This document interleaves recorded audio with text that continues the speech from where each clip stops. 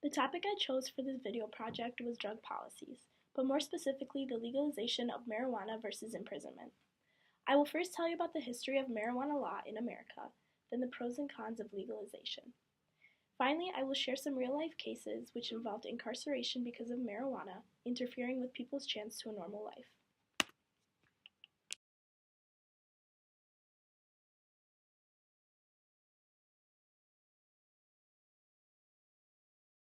So let's start with the history of marijuana law in America. In 1996, California voters approved Proposition 215, which was a California law allowing the use of medical cannabis. It was enacted on November 5th, 1996, and passed with around 56% votes in favor and 44% against. This was the first legislation legalizing marijuana for medical purposes at a state level. Efforts to go beyond therapeutic uses of cannabis have been successful in several states, which ended in legalizing its recreational use.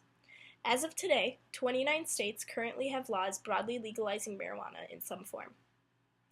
Most recently, California, Massachusetts, Maine, and Nevada all passed measures in November of 2016 legalizing recreational marijuana.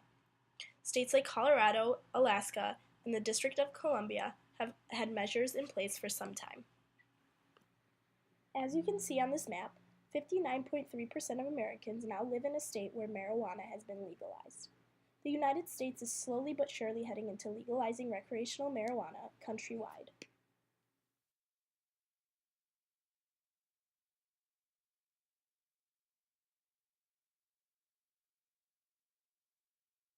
Now let's talk about the pros and cons of legalizing the recreational use of weed. Although it used to be recognized as a Schedule I controlled substance, weed actually has many benefits. For starters, it would be a huge boost in revenue for the United States. New parks, road repairs, and other similar projects require a boost of income and increased revenue. With the legalization of weed, it would become a revenue generator which would make the government tons of money. Another pro to legalization would be less money spent to support organized crime. Legalizing weed could possibly cut off income for many drug traders. Making the substance less profitable would result in a decrease in street violence. Marijuana has also effectively proven to aid with cancer, chronic pain, and other sicknesses. Donald Abrams, a professor of clinical medicine at the University of California, spoke on this matter, saying, "A day doesn't go by where I don't see a cancer patient who has nausea, vomiting, loss of appetite, pain, depression, and insomnia.